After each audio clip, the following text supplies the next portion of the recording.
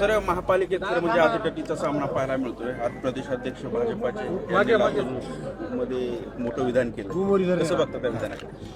नाही, मला असं वाटतं रवींद्र चव्हाण यांनी जे विधान केलंय हे राजकारण आता कुठल्या स्तरावर चाललंय हाच प्रश्न सगळ्याला पडलेला आहे.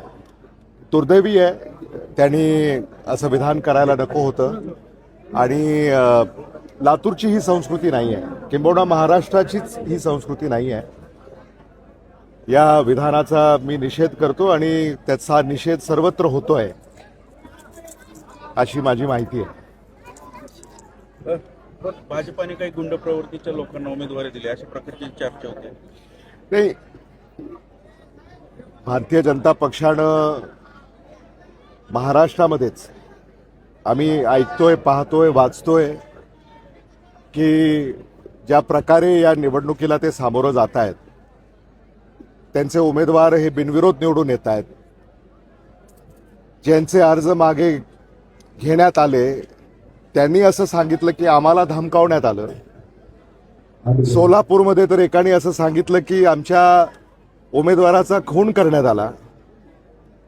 म्हणजे आता महाराष्ट्राला अशा राजकारणाची ओळख यापूर्वी कधीच नव्हती. आता महाराष्ट्राची ही नवी ओळख राजकारणाची भारतीय जनता पक्ष करू पाहतंय का, हा मुद्दा आता चर्चेला आलेला आहे.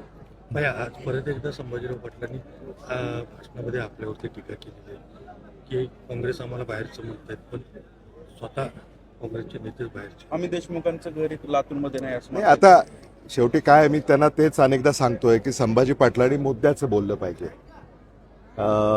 जे मुद्देच निवडणुकीचे नाही आहेत त्या मुद्द्यांना ते का स्पर्श करतायत आणि म्हणजे त्यांचा, माझा आणि मतदारांचा वेळ का वाया घालवत आहेत ते. भाजपकडून मुख्यमंत्र्यांची सभा होणार आहे लातूरमध्ये. आपल्या काँग्रेसकडनं कुणी काय वरिष्ठ नेते येणार? नाही, आता सभा तर ह्या होणारच आहेत. त्यामुळं सत्ता पक्षाच्या होतील, विरोधी पक्षाच्या होतील. त्यामुळं काही दिवसामध्ये स्पष्ट होईल की आमच्याकडनं कोण येणार आहे, त्याची कल्पना आम्ही आपल्याला देऊ. थँक्यू. थँक्यू.